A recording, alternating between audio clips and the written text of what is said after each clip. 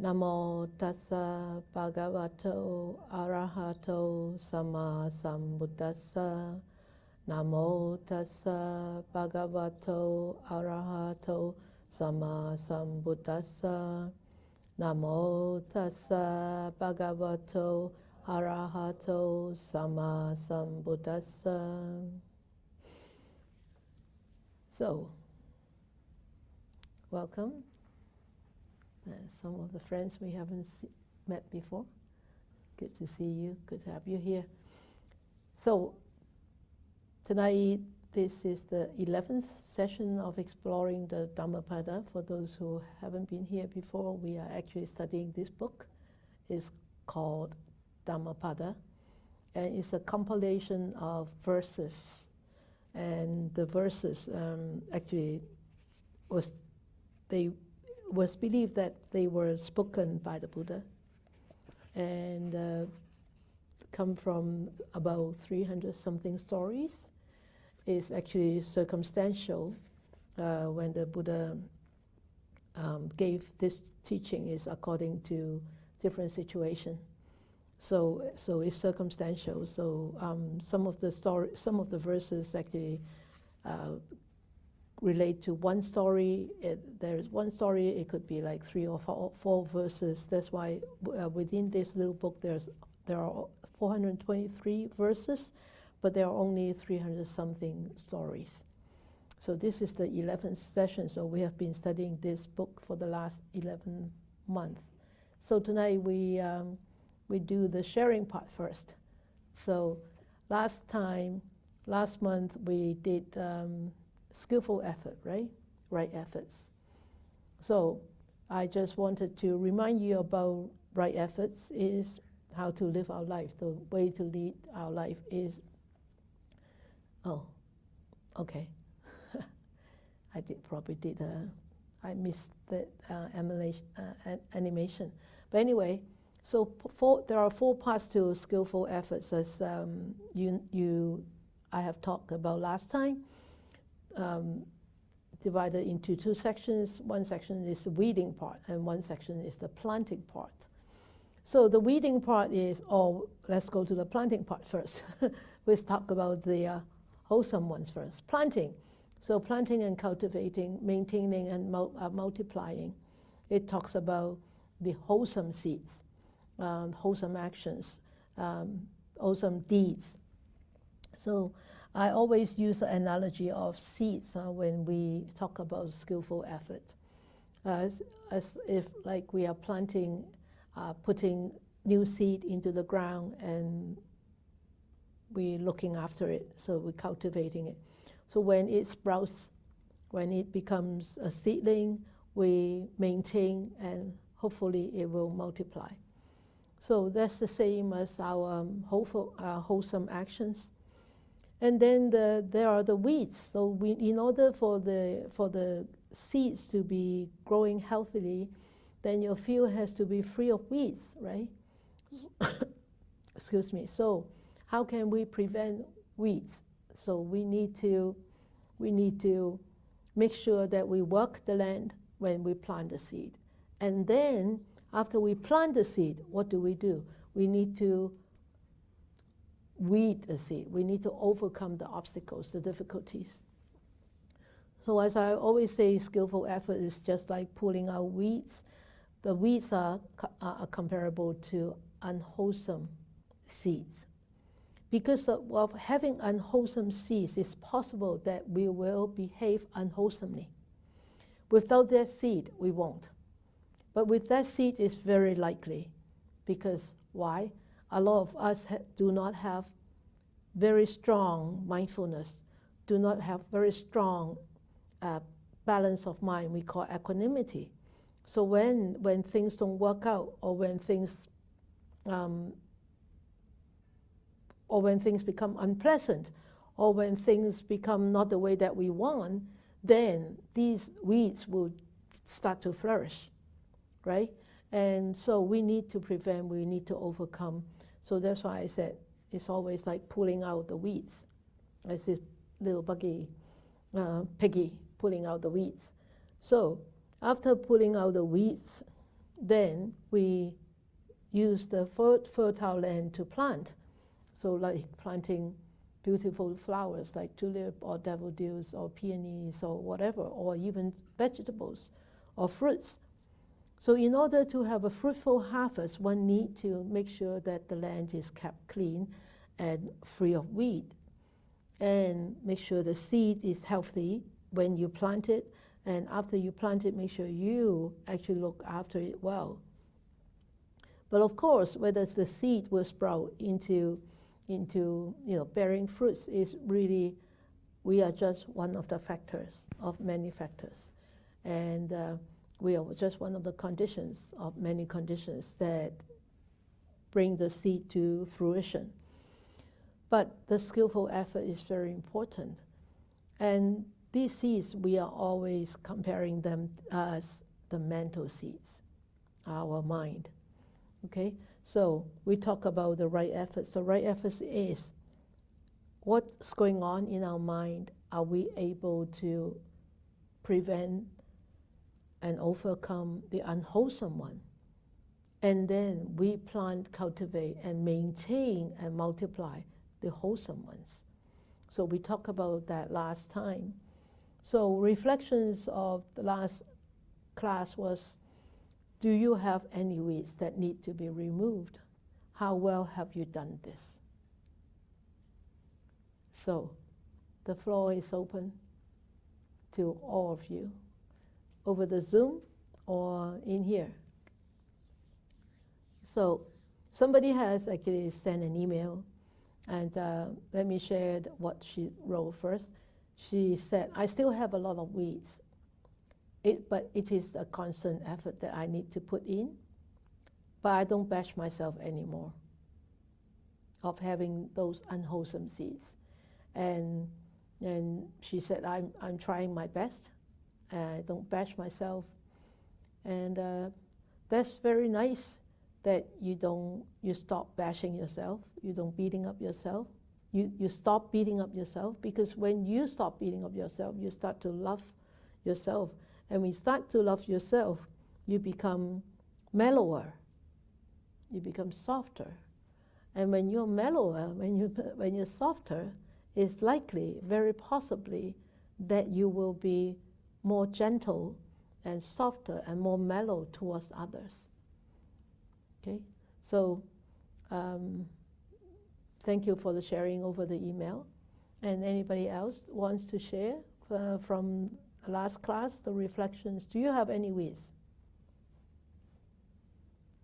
Yes, okay, the lady at the back first, Laurie. I wasn't here for the last class, but I feel that... You have a mic? Yeah, please. But use the mic, because the Zoom people can also hear. Thank you. I wasn't here last time, but I feel that we need weeds so that we can become, then we can cultivate, we can, Exactly. So weeds are part of our life. It's an everyday thing that we will have something that, if we didn't have weeds, then we will not be able to progress, or there's nothing to, nothing. Because you think that you are so perfect. Yeah. We're not Having perfect. weeds actually is a lesson. Yeah. Oh, I see it, but only when you are able to see it. Yeah. But a lot of times we It's are hard to see. not able to see those are weeds. Yeah. That's the problem. That's kind of like, I have that thought. I said, like we're always weeding something. That's good. That's good. Yeah. That's so good. that's where you can, progress and we Exactly. can That's good. Thank you for sharing. What's your name? Anila. Anila. Okay. Laurie. Thank you, Anila. Thank you. Nice. Thank you, Sifu. Yeah. An observation of my own progress. I seem to be following my weeds,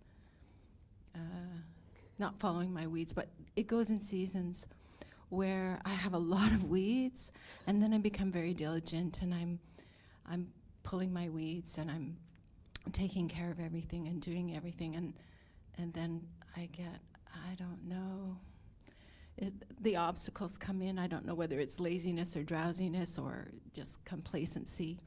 But then the weeds start growing, and then it's like, oh dear, I have to start weeding again. And it seems to be hills and valleys, hills and valleys. So It's very normal. Mm-hmm. Yeah, we all have a lot of weeds, and it's good that you keep pulling it out. You keep pulling it out. You keep pulling it out, and before long, oh, those weeds are back. Those weeds are back, and it's not wrong, and it's not. Don't be pessimistic, and don't think that you are actually regressing. You're actually progressing, because these weeds have roots. Sorry about that.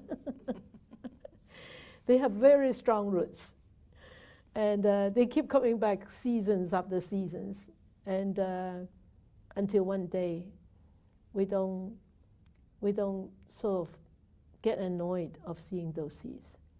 We don't get apprehensive, and we welcome those seeds, those weeds, and those weeds don't get onto our nerves anymore. Then we don't need to pull them at all, because they don't bother us, and they won't stir us up. It's just like seeing conditionality, right?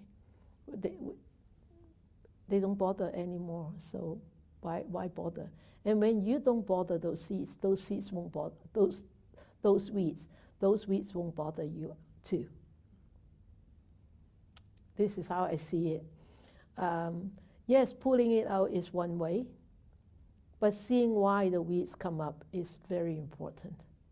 Seeing the causes of those weeds are very, very important. If you don't see those causes, the root causes of those weeds, tell you, no matter how hard you try to weed, it will still come up. You have to remove the root causes.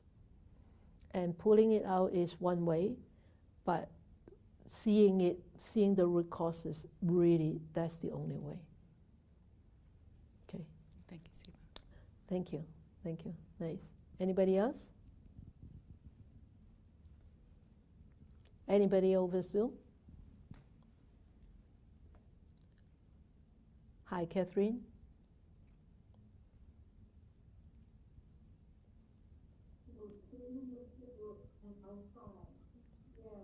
Yeah, I was like a garden full of weeds. So much to open up.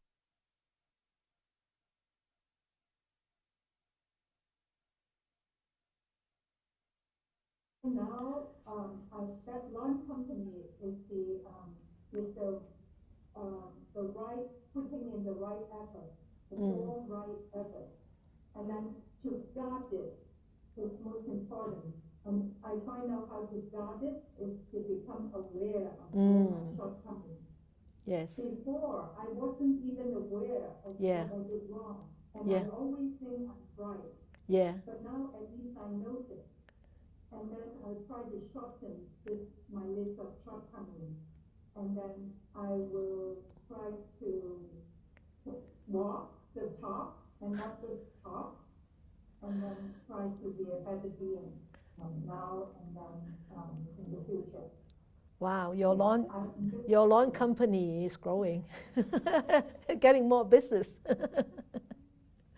Great, thank you. Thank you, Catherine. Is that all? Yeah. Okay, thank you. That's great. Yeah. Anybody else? I remember I read a teaching somewhere a long time ago, years ago, I think by a Chinese Zen teacher. He said, if you see a garden full of weeds and you say, oh gosh, I better leave it, leave it, so let it die out by itself, right? I tell you, those weeds will grow. But he said, if you pull out those weeds, at least you pull out 2 or 3 a day, eventually that garden will be clear. You just have to be patient and persevere through that kind of work. And it is a lot of work, really. And sometimes it's very upsetting, and sometimes it's very frustrating, and sometimes we don't have that patience. And You know, sometimes we have so many different reasons for not doing it, right? Sometimes it's so tiring, or sometimes forget about it, just avoid it. It's easy to avoid than facing it, isn't it? But yeah, you can avoid it. You can run away from it. You can be angry with it. You can be frustrated with it. You can do anything with your own weeds. It's none of anybody's business. It's your own business. And see if you have, in your next life, see if you have this parami to become, or a merit to become a human being and to encounter the teachings again and to be able to practice and pull out weeds. If not, then wait until next life, or next life, or next life. Who knows, right? Who knows? Nobody knows.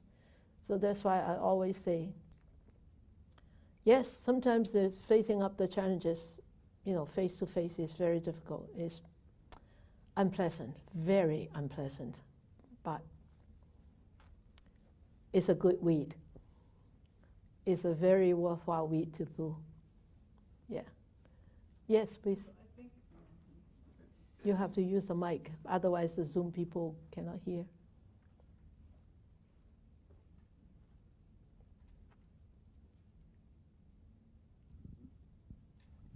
Thank you, Sifu.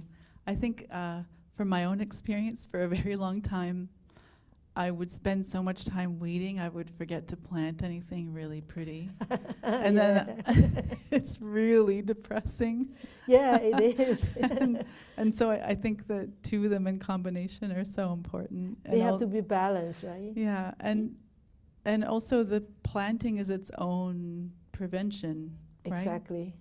So, I don't want to end up with a really barren, ugly yeah, right, yeah. Very good. That's a very good sharing. Yeah.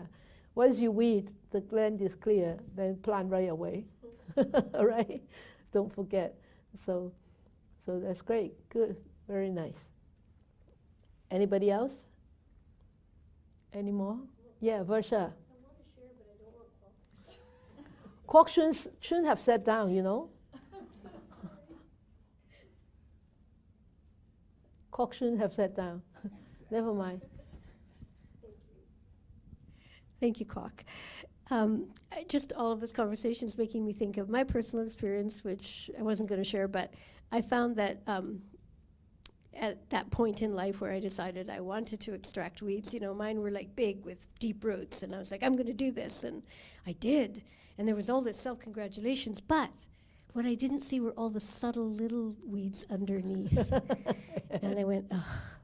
Yeah, right. But the experience with the big weeds, it makes me realize that it's worthwhile to even tackle the little ones. So yeah, because if you don't take out the big weeds, how can you tackle the little ones, right? So there's always hope. There's always hope there. Okay, so always bear in mind that the Buddha's teaching is very positive. It's not pessimistic at all. And then he always said that, you know, human life is so precious, and make full use of it every moment. That is so positive, you know, and so proactive, right? So yeah, great, thank you. Ali, yes. Thank you, Sifu. I was also aware of what I have to clean. Yeah. and then I realized I was wanting to do like Eva said, to plant, or because I realized as Lori it was cyclical. Yeah. And then I realized my eyes are not the same as they were. So I'm able to see them differently. Yes. And my first realization have to be to hold myself, to support myself, and embrace myself in these new eyes, because my mind can trick me that weed is the same, but not. Yeah.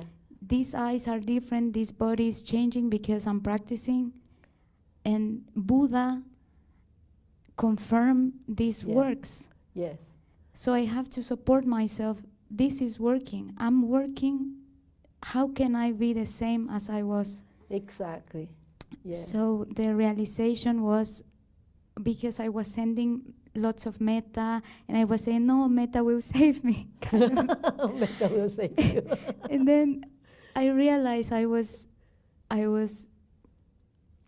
having to understand that I can send love, or I can realize I am love.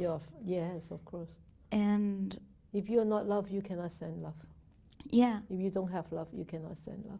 Yeah.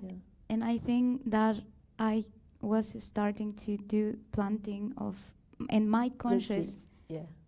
Okay, yes, I have them, but that's what I am, as Anila said. Yeah. And then we all have those good seeds. It's just been masked by the weeds. That's all. Mm-hmm. And as we keep pulling, the good seeds will have a chance to grow, to sprout. Yeah, one day. One day. Oh, gradually, every day. Every day. If we put 2-3 weeds out, you see, more space for the good seeds, right? Yeah. Keep doing. That's why patience, perseverance, persistence, determination. This is I kept repeating, and reminding myself and reminding you too. These are very, very important virtues to cultivate. Okay? Thank you. Good. Thank you. All right. Okay, then let's go. It's going to be a long session. So we have, before that, we have studied a few, and these are the past ones. And so we have 2 more explorations of the Dhammapada. Tonight we talk about the mind. And then the next one, the last one, will be talking about the benefits of practice, or benefits of, the benefits that in the Dhammapada mentioned, the benefits of following the path, what kind of benefits we will have. So that means the results, the consequences of following the path, or the consequences of practicing. So it is important. Right efforts are very crucial in order for the mind not to veer off, right? So it is important to have that right efforts for the mind. And the mind, why? Because the mind is the chief. And we need to lead the mind towards the right direction in order for us to actually continue to go towards the right destiny. Okay? So the mind seems to be such a big thing. The concept of the mind could be very elusive. And different culture and different languages really give a different concept about this word, the mind. So the Buddhist term, or in Pali term, the mind is called citta, C-I-T-T-A, citta. And citta has a wide, very big range of meaning. It could include sense perceptions, it could include verbal and abstract thought, it could include emotions, feelings of happiness, unhappiness, attention, concentration, intelligence, focus, whatever. So when we talk about the mind, we actually, a lot of time, we talk about the very different type of mental activity. So when we talk about the mind, the focus is really not on the physical basis. A lot of people think the mind is here, or the mind is here at the back of the nervous system, the brain and the nervous system. Sorry, that's not the mind. Okay, so or that's brain hormones or whatever hormones. No, neither the chemical nor electrical activity is the mind. No, none of them is.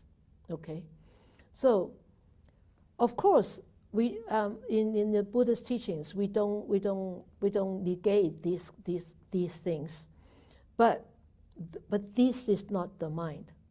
The mind doesn't refer to something immaterial or physical. Oh, this the mind, and the mind is inside this brain. Okay, a lot of people think the mind is in the brain. No, the brain is the brain. The brain is the physical part. It's really not the chitta. Okay. So we need to really understand that. Okay. So when you are listening with the mind or with the ears. It's very different. If you just listen with the ears, you don't hear anything. You just hear sound. You need to be listening with the mind, because it's the mind that interprets what you hear. The mind that tells you what you hear. Oh, this time sister is talking about in English. When I talk in Chinese, 你講中文啦? Then, oh, sister is talking in some language that I don't understand, because your mind doesn't understand this language. So the mind tells you, hey, sister is talking in different language that I don't understand, because that is the mind that tells you what sister is using, what language she's speaking. So, talking about the mind, this whole Dhammapada, I could tell you the whole Dhammapada is talking about the mind.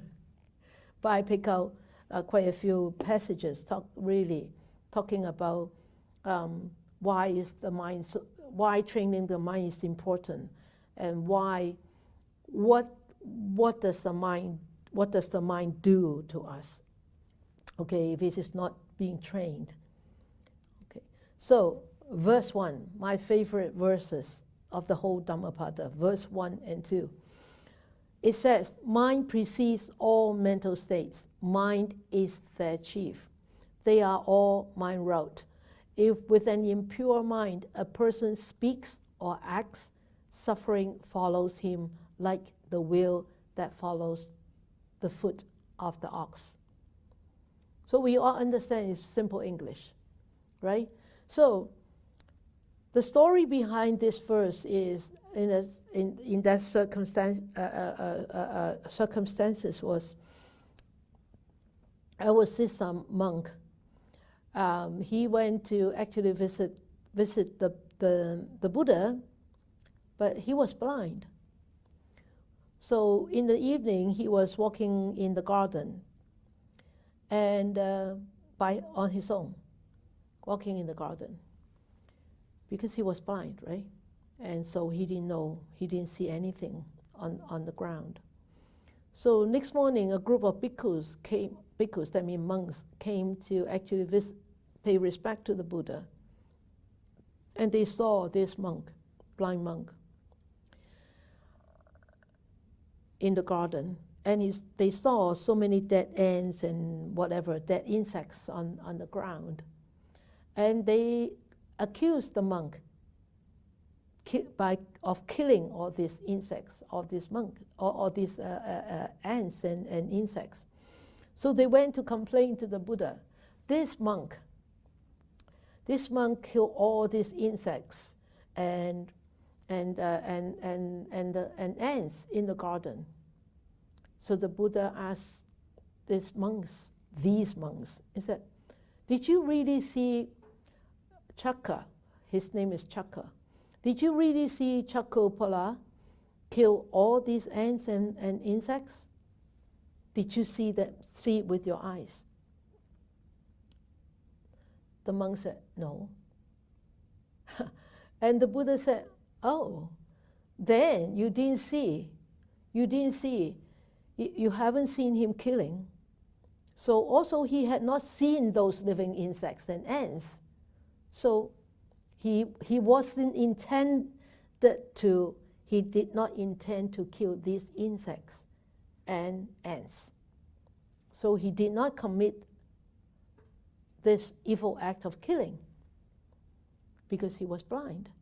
And also because he has already attained arahantship, like fourth fruition, the fourth fruition of enlightenment. He already attained this fourth fruit. And how could somebody who has attained such a high enlightenment have an intention to kill? So the Buddha asked the question to these monks: how? Why? How could such a person have such an intention to kill? He's already attained fourth stage of enlightenment. So the monk had no word for it, right? Because yes, they did not see it, and Chakapala really has already attained, and somebody at such a high stage of enlightenment will definitely not kill or hurt any other sentient beings.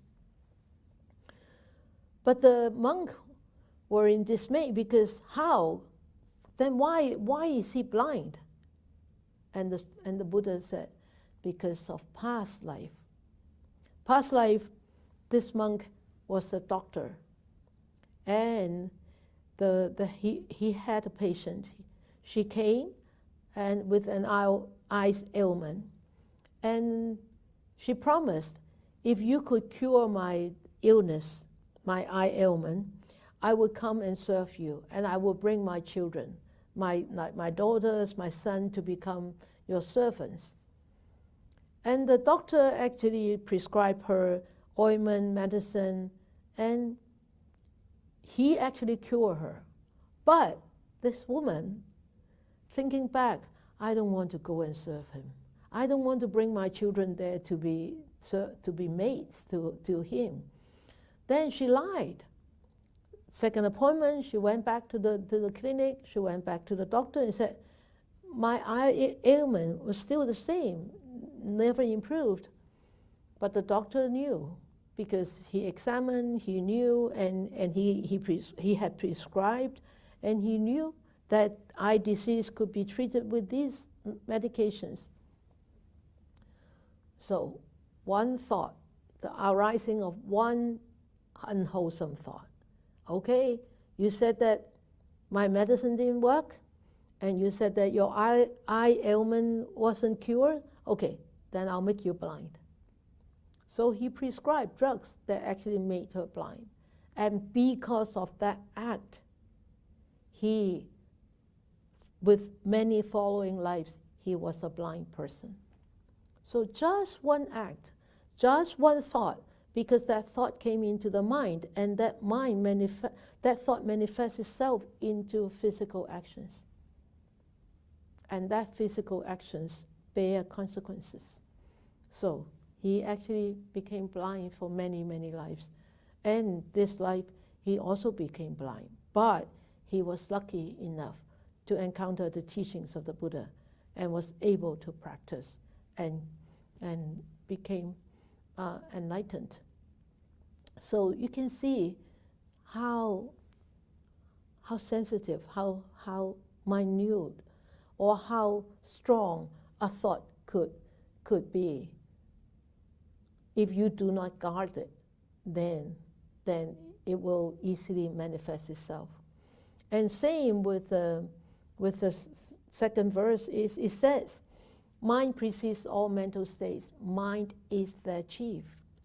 They are all mind wrought. If with a pure mind a person speaks or acts, happiness follows him like his never departing shadow. Our shadow never leaves us, wherever we go, right? Whether it's a big shadow or a small shadow, it never leaves us.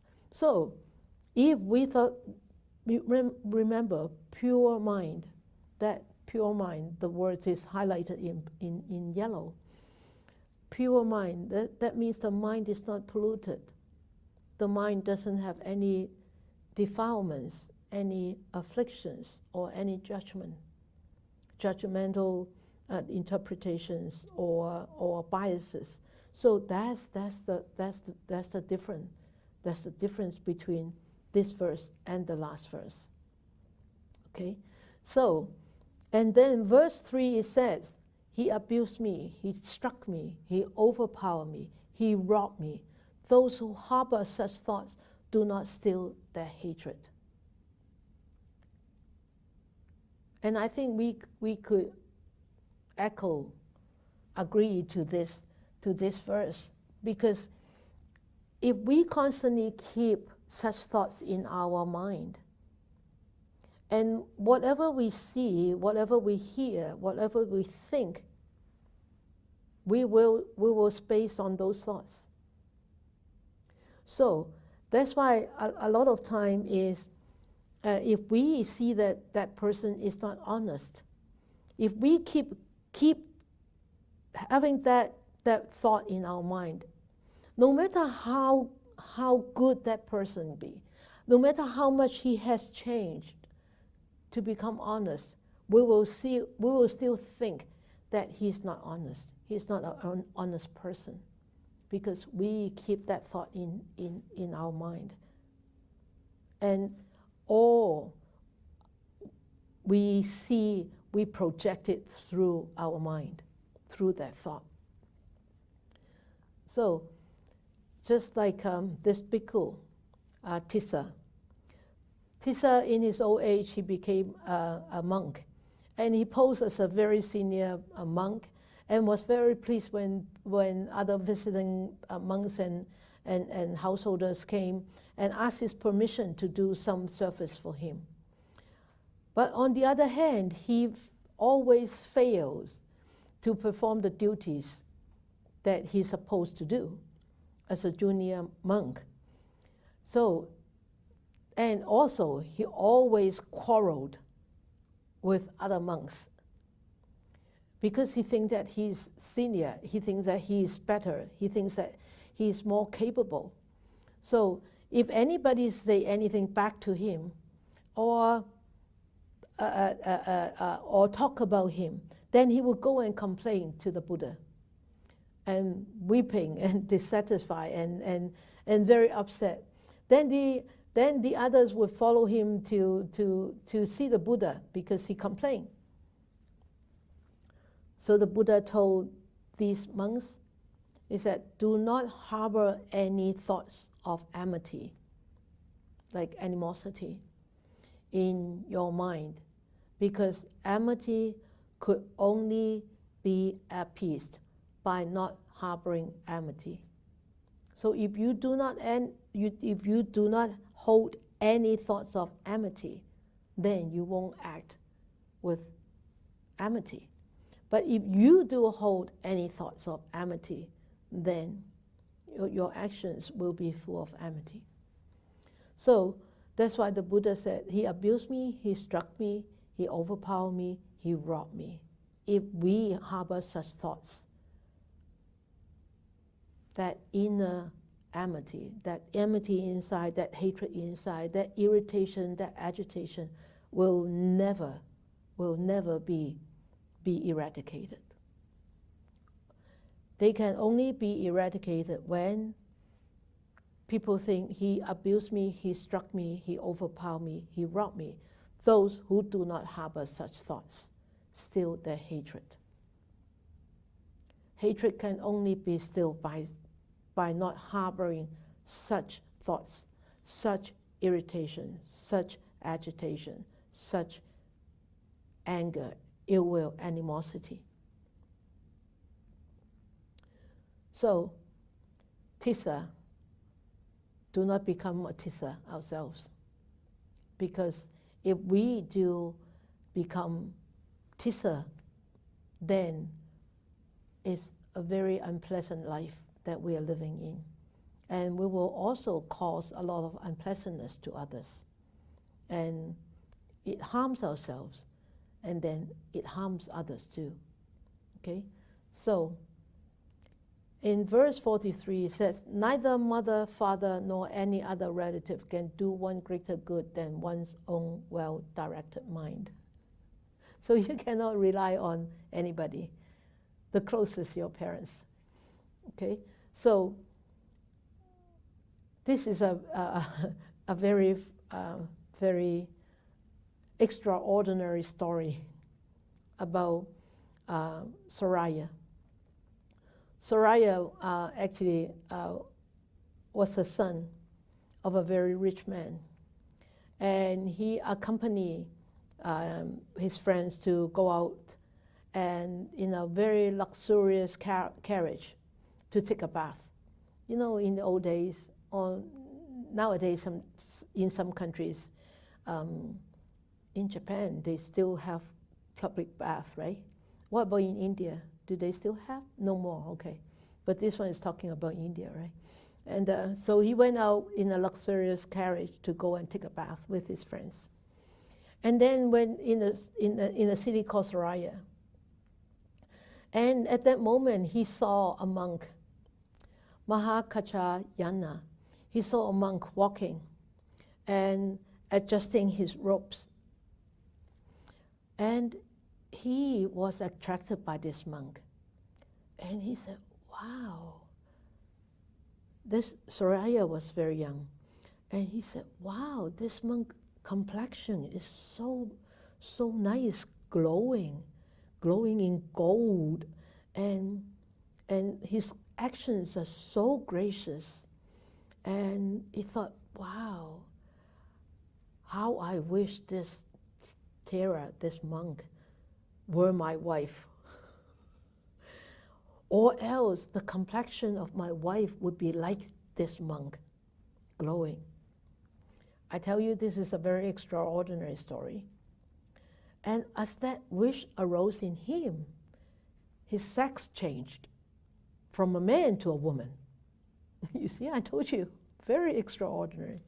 Just within that thought, his sex changed to become a woman. And he felt, should I use she? Or should I use he?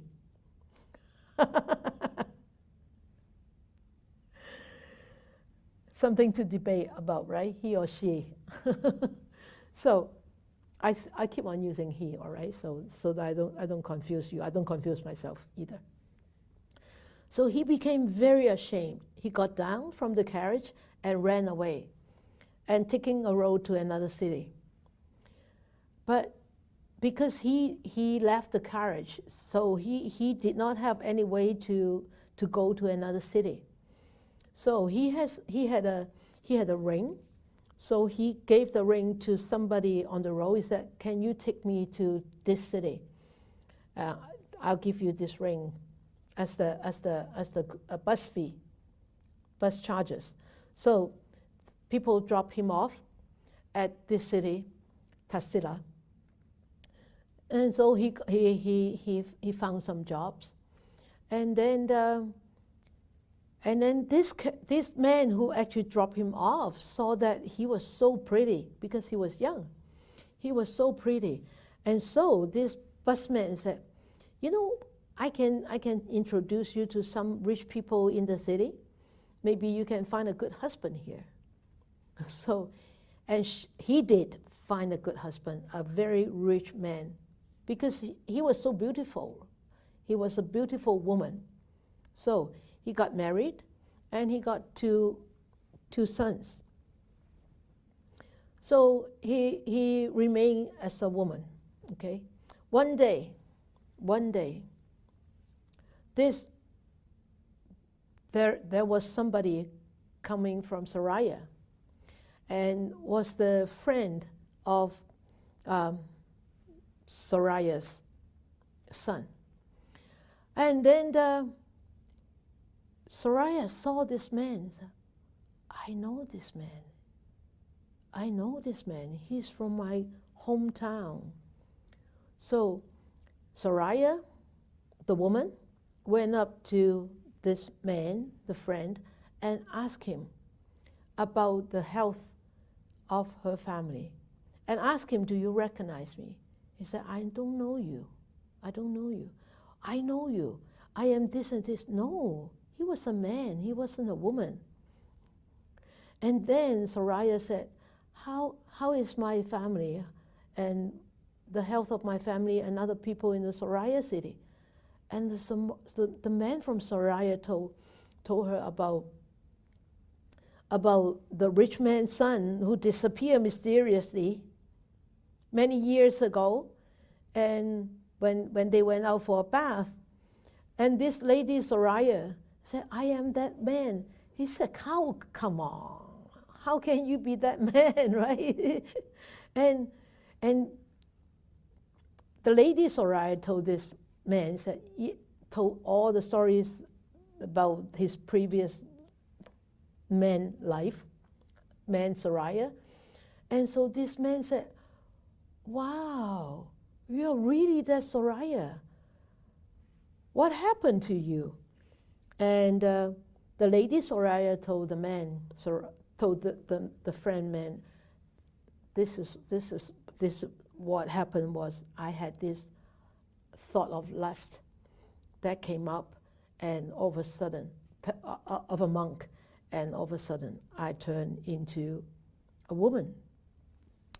And the man said, "Well, then you should go and pay respect to this monk and ask for repentance." And the lady Soraya said, "Oh, really? Maybe I can invite the monk to come to my house now to have alms, and I can seek forgiveness." And the man friend actually helped her to invite the monk to come to her house to receive alms. And after alms, after receiving the offerings, she did seek penitence from this monk after the man's friend told the monk this story. And the lady Soraya seek pardon, and then the monk said, "Please get up, I forgive you." And as soon as those words were spoken, the woman changed back to become a man Soraya. So how extraordinary, right? So how could one experience two within one single existence, with one single body, undergone change of sex? Not by operation, but because of the thought. So after feeling very weary and repulsive of this physical body, he decided to leave the household life and join the order under the monk. So neither mother, father, nor any other relative can do one greater good than one's own well-directed mind. This is the whole story, the situation where this verse actually came by. Then when we are able to subdue our mind, what will happen? Verse 36, it says, "Wonderful indeed it is to subdue the mind, so difficult to subdue, ever swift, and wandering wherever it desires. A tamed mind brings happiness." So, a group of monks went to the forest and practiced. And there was an old woman in the forest, knowing that this group of monks need to be supported. So she went to support these monks during the rain seasons of 3 months and cook for them. And one day she asked the monks, "I see you meditate all the time in the forest. Can you teach me how to meditate?" So the monks actually taught her how to meditate. And she actually meditated very diligently, of course, because of past merits. And she actually attained enlightenment very soon. And she developed this supernatural power. And so she could read the monk's mind, what food they want, and then she would cook those food so that the monks could actually, sit and meditate and diligently practice. So at the end of the rain retreat, all these monks actually attained very, very good result. And so they went back to report to the Buddha of their of their progress during these 3 months of rain retreat. And then when they were reporting to the Buddha, there was this monk there. And hearing that, oh, this monk spent 3 months in the forest without have to worry about food, and then this old woman, Matika, always able to bring whatever food they wish for. And maybe I should go to this forest to practice. And he did go. And whenever he thought of some food, Matika would bring that food to him. And then this thought came, said, wow, Matika knows what I want for food. Maybe she also knows that my meditation is not very good. Maybe I shouldn't sit here because she would know everything. And I don't want her to know about me. And I think I better go. I better go home because she can read my thoughts. And she can read everybody's thoughts. I better go. I shall go back. I don't want to stay anymore. Then he went back.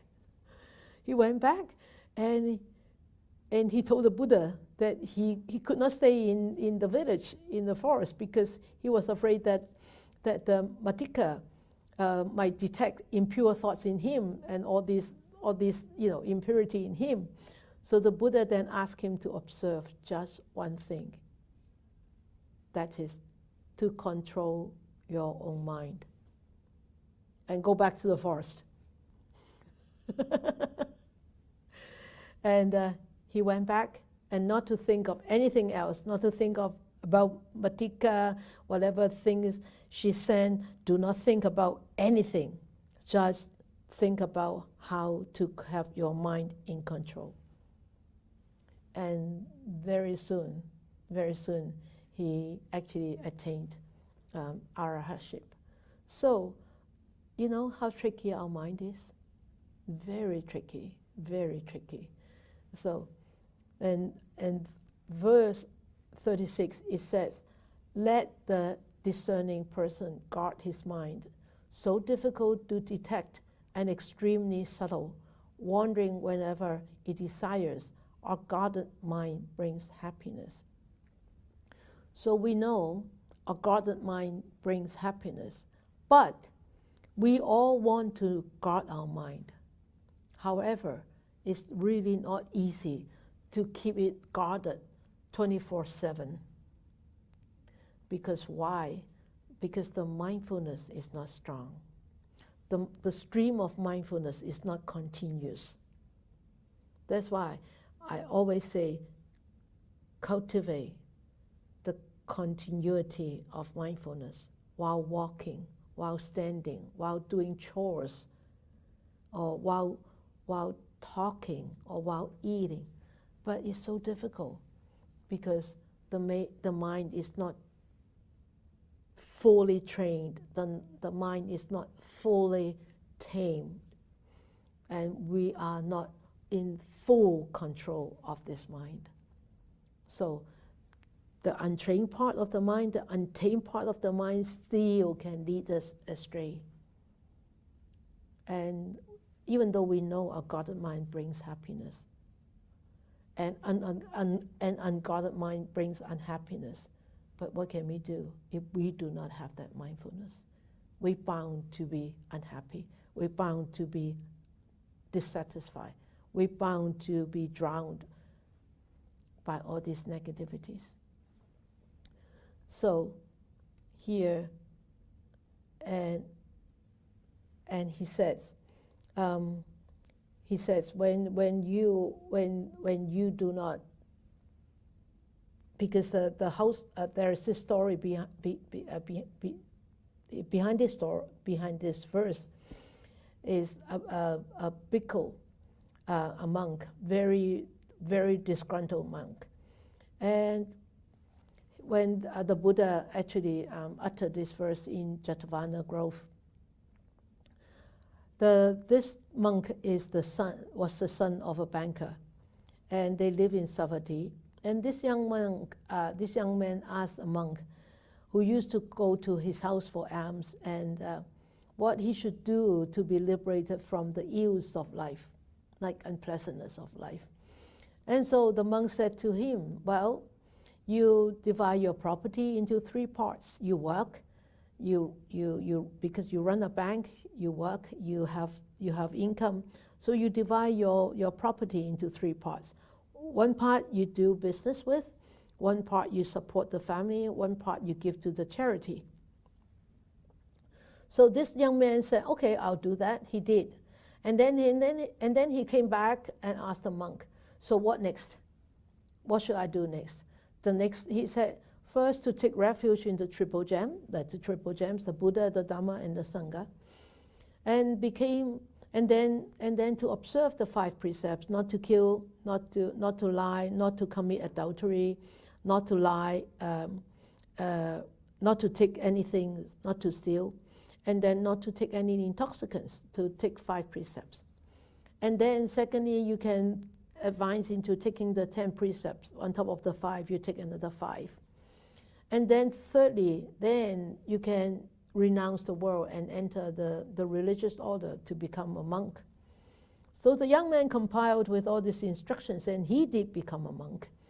As a monk, he was taught the very, very, very difficult part of the teachings. It's called Abhidhamma, the analytical part of the teachings, very difficult. And then he was also taught about the precept part, the Vinaya, and by another. Being taught in this, he thought, wow, so difficult, and so strict, and so many rules, and so much discipline. I can't even go and stretch our arms like this because doesn't look nice. You can see a nun stretching the arms like, doesn't look nice, right? Not presentable. I said, so restrictive, so much discipline, and so much to learn. Oh, I better go back to become a householder. As a result of doubt and discontent, he became so unhappy, and he neglected himself. He neglected to look after himself. He became so thin, and he neglected all his duties. And so when the Buddha came to know about this, the Buddha gave this teaching. He said, if you can only control your mind, you will have nothing more to control. So guard your own mind. So that's where this verse came from. Let the discerning, missing a T, person guard his mind, so difficult to detect and extremely subtle, wandering wherever it desires. Our guarded mind brings happiness. And then when an ill-directed mind, what would an ill-directed mind brings then? A guarded mind brings happiness. An ill-directed mind with whatever harm an enemy may do to an enemy, or a hater to a hater, an ill-directed mind inflicts on oneself greater harm. So we hurt ourselves. That is normal. When we have this hate, ill will in ourselves, we hurt ourselves right there.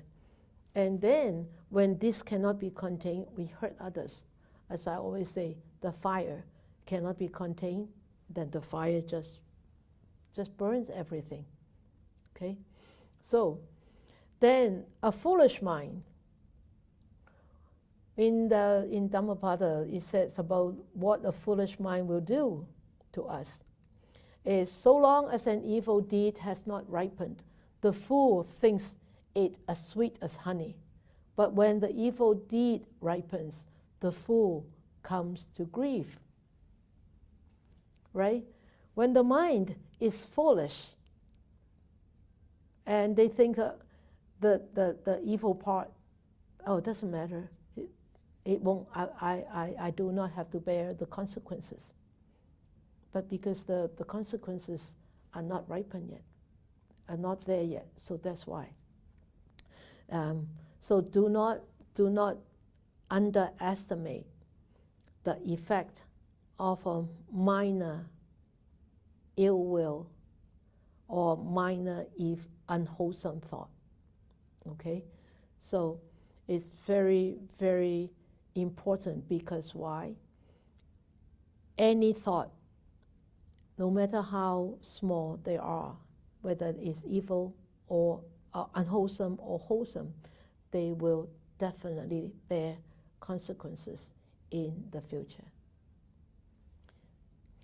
And then here it says, truly an evil deed committed does not immediately bear fruit, like milk that does not turn sour all at once, but smoldering, it follows the full, like fire covered by ashes.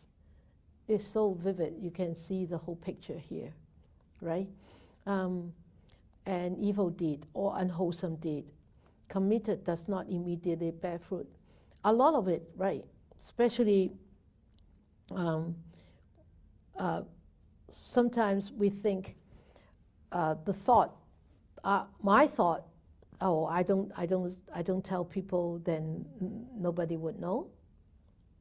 Even though it doesn't manifest itself into deed and action and act, but that thought could really ferment inside your mind, and it could really like turn sour.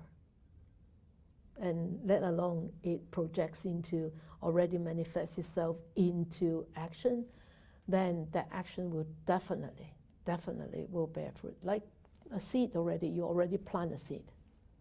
So how do we protect ourselves? How do we protect our mind? So we need to self-protect. We need to protect ourselves.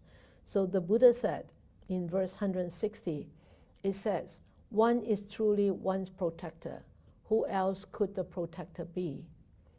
With oneself fully controlled, one gains a protector, which is hard to gain. Okay? So don't try to seek protection from anybody else. You are your own protector. You are your best protector. Nobody can protect yourself better than you yourself. So with oneself fully controlled, one gains a protector. Then it's true. When the mind is not being controlled, the mind just goes haywire. But when the mind is controlled, it's just like driving. If you are not controlling the steering wheel, the car will just go anywhere it goes, right? But if you're holding it, if you're a good driver holding it, then it goes where you want it to go. It's the same. So 165, by oneself is evil done, by oneself is one defiled, by oneself is evil left undone, by oneself is one purified. Purity and impurity depend on oneself. No one can purify another. The Buddha always say, even though I am in front of you, I cannot purify you, because we have to bear all our own causes. We have to bear all our own acts, our own actions, and we have to solve it ourselves. Nobody can solve it for us. It's not like the mundane world. You know, we can go and get somebody to solve our problems for us, or we can go, if we don't have money, we can go to the bank to borrow money. We don't have food, we can go to get some food from others. Yes, those are all mundane things. But when one talks about the mind, you cannot depend on anybody else. people can support you, people can teach you, people can share with you, people can be on your side. You can read tons of books, you can study tons of literatures, you can listen to tons of Dharma talks. But if you don't do it yourself, nobody can do it for you. So, 166, he said,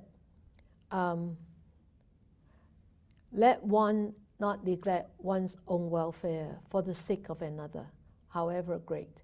Clearly understand one's own welfare. Let one be intent upon the good. So the mind is responsible for our intent.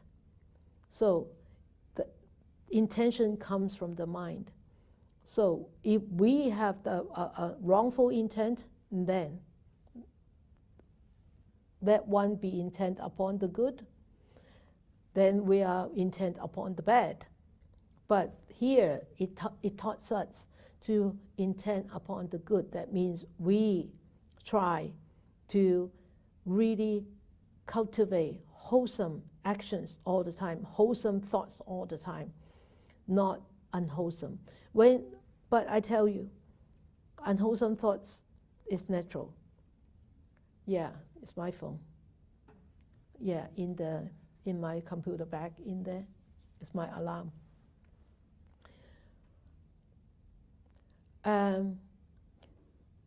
So, now as a human being, we know that there are a lot of, unwholesome intent in there. There are wholesome intent in there. So, see how we can actually balance it out, how we can actually be mindful of it, and how we can actually stop those unwholesome intent of manifesting itself into actions. That's why he said, let one be intent upon the good, clearly understanding one's own welfare. So do not neglect your own welfare. Your own welfare is happiness. Your own welfare is brightness. Your own welfare is walking on the path of Dhamma. And because your own welfare for the sake of another. Why for the sake of another? Because as I said, if you're unhappy, everybody will be unhappy around you because it spreads, it affects each other. Because we are pack animals, we affect each other, we influence each other. Even though without words, we influences, we affect, we feel. Okay, so first 233 is that one should guard oneself against irritability in thought. One should be controlled in thought. Thought, because it comes from the mind. Having abandoned mental misconduct, one should practice good conduct in thought. Once you abandon the mental misconduct, you naturally will behave good. You naturally will have good conduct. When you remove all the weeds, then naturally you will see your flowers will bloom. If you have bulbs, you have seeds down there, right? So here it really emphasizes on this irritability in thought. And one should be so diligently trying to actually control oneself in their thinking. Because thinking, the view, always affects one's actions, whether verbal, whether physical, or whether mental. And 234, it says the wise are controlled in bodily deeds, controlled in speech, and controlled in thought. They are truly well controlled. You can see when you are unhappy or when you are happy,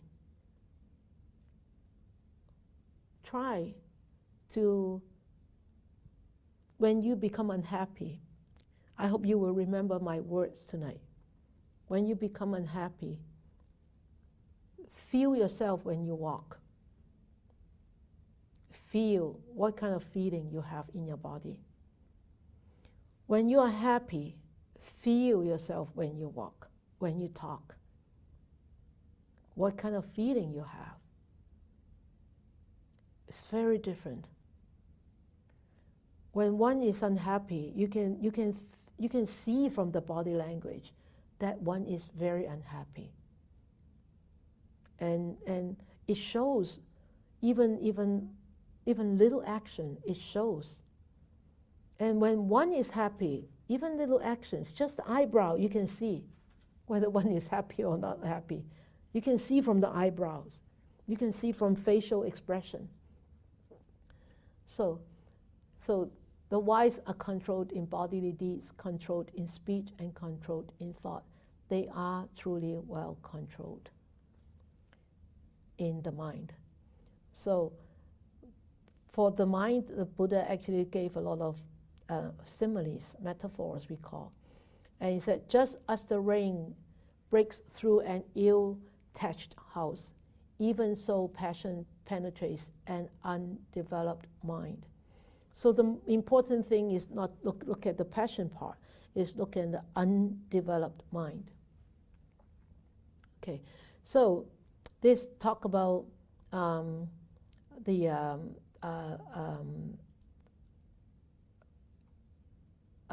Nanda. Nanda, he is also a monk, and according to the Buddha, the Buddha made a journey with another 20,000 very enlightened monks. So on arrival to this city, he actually taught the Jataka story to the assembly of his relatives. On the second day, he entered the city where he recited the verse by, he said, one should arise and should not be unmindful. So the king, his father, heard the Buddha teaching, and he actually attained the first fruition. And then on arrival to the palace where the king was, the Buddha recited another verse, beginning with, he said, one should practice the Dhamma, or practice the path. And then the king, his father, attained the second fruition. After the meal that his father offered, and he actually talked about Chankandinari Chataka, a story about Chanda, about the virtues of Rahula's mother. So on the third day, there was this marriage of the nephew of Buddha, Prince Nanda. And the Buddha was invited. So the Buddha went to have alms. And he handed, because when they go out for alms, they carry the alms bowl. And he handed the alms bowl to the Prince Nanda. So the prince actually held the Buddha's alms bowl. So after the Buddha went there for alms, and then he was going to leave, so he handed this bowl to Nanda. And Nanda followed the Buddha with the alms bowl in his hand. The Buddha was leaving the palace. So Nanda could not pass the bowl back to the Buddha, right? But you can never pass the bowl back to your teacher. So you have to hold the bowl. But that was the marriage day of Nanda. And then Nanda followed the Buddha, left the palace, and his wife, seeing the husband, my future husband, was leaving with the Buddha, he said, husband, you should come back sooner, okay? You come back sooner. So Nanda followed the Buddha to the residence. Then, when the Buddha went into the monastery, which was offered by Anathapindika, at Jetta Park. The Nanda was,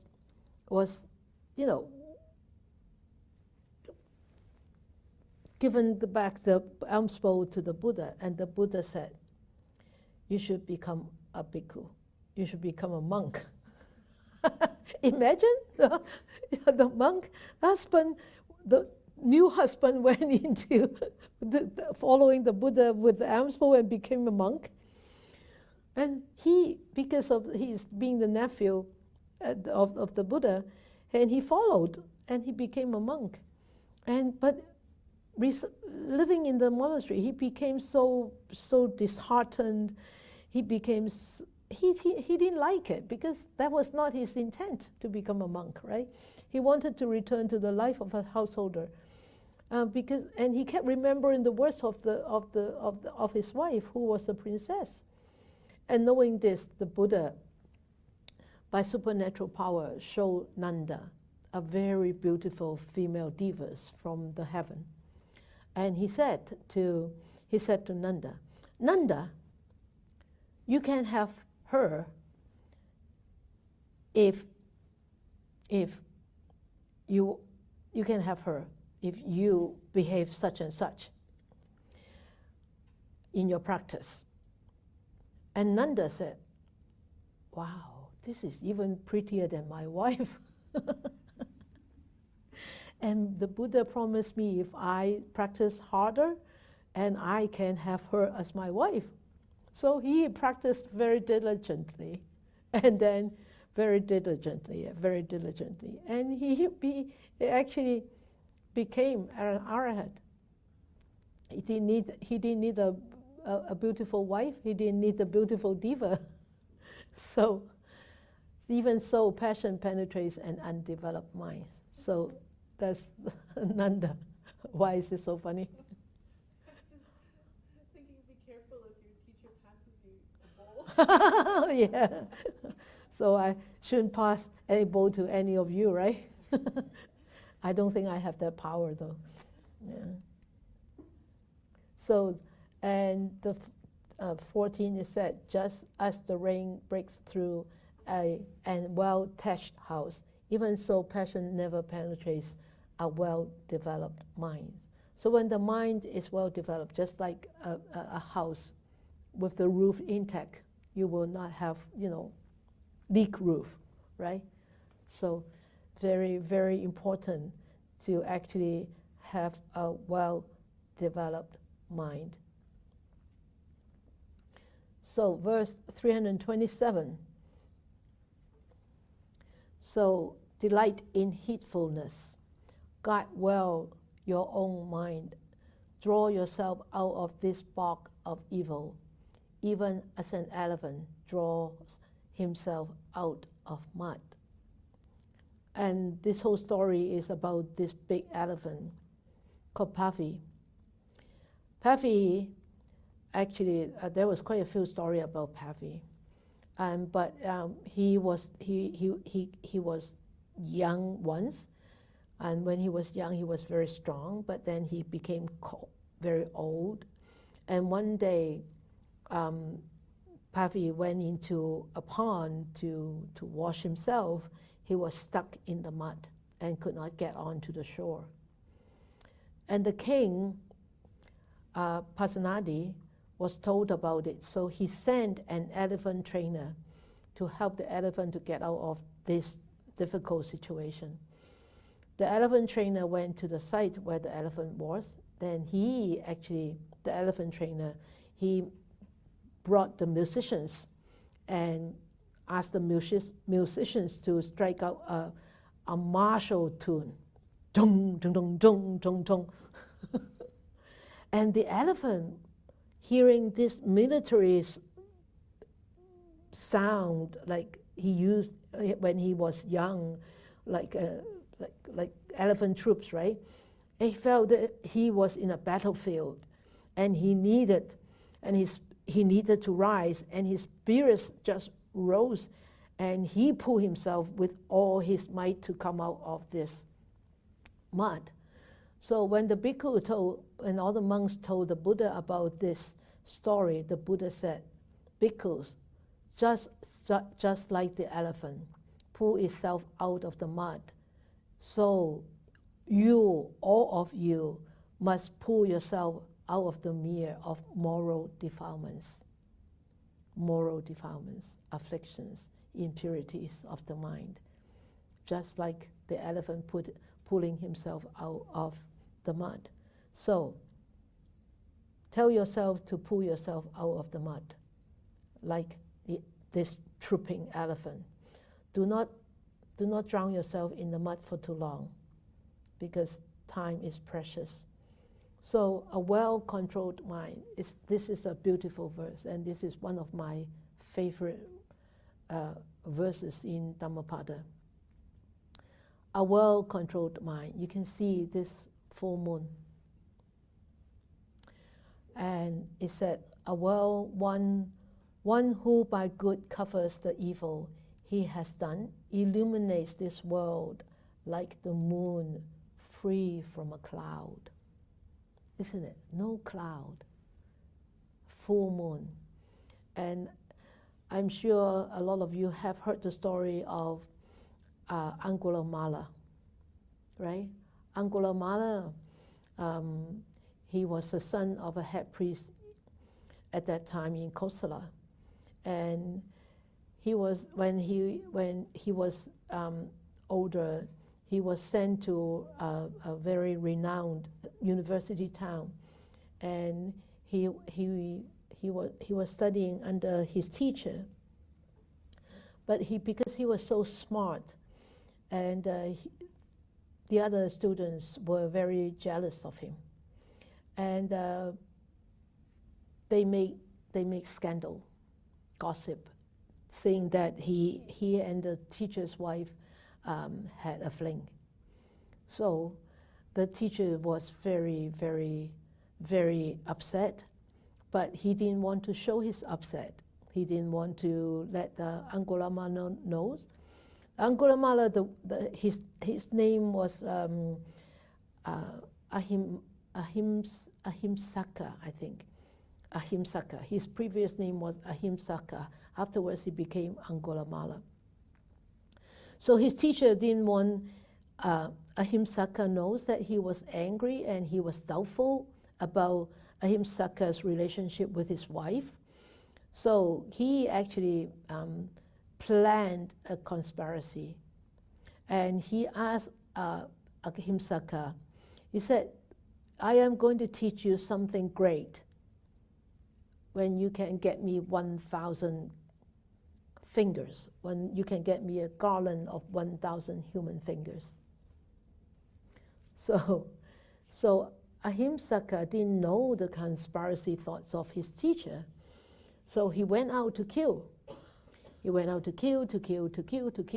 He killed 999, and he thread these fingers into a garland.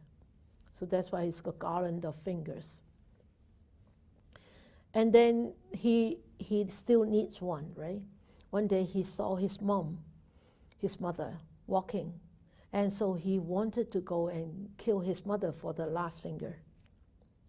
But the Buddha was there too. And the Buddha put himself in between his mother and Ahimsaka. And then he tried to shuffle the Buddha away. The Buddha ran, and he ran after the Buddha. And he called the Buddha, you stop. The Buddha said, I already stopped. You haven't stopped. And Ahimsaka all of a sudden woke up. I haven't stopped. He stopped, I haven't stopped. But he hasn't stopped.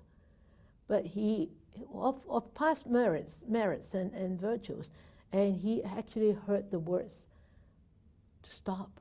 So he stopped.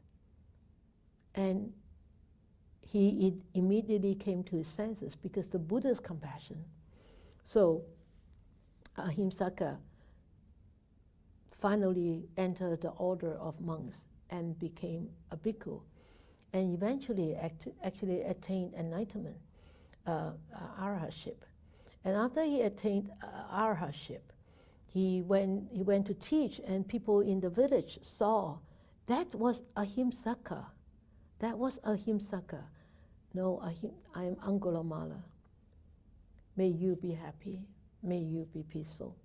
Even though people threw stones at him, cursing him, scolding him, everything, he still had that great compassion for people. He said, may you be happy, may you be peaceful. That is Angulimala. So even a hardcore criminal could become an enlightened being. And just like the moon without the cloud, shining. Okay? That's it for tonight. About the mind, guard the mind, reflections. Has your mind ever tricked or cheated you? How do you feel when you found that it has tricked and cheated you? You hate it? You love it? Can you say that you know your mind well? Very good questions. Very easy to answer, right? You can answer it right now, but we'll discuss it next month. All right. So let us dedicate our merits. May these blessings extend to all, that we with all the other living beings together will attain the Buddha way. May more and more people will encounter the wise words of the Buddha, study them, practice them, and help themselves to liberate from all the entanglements and be truly happy and be peaceful. May you all have a happy and peaceful month of June.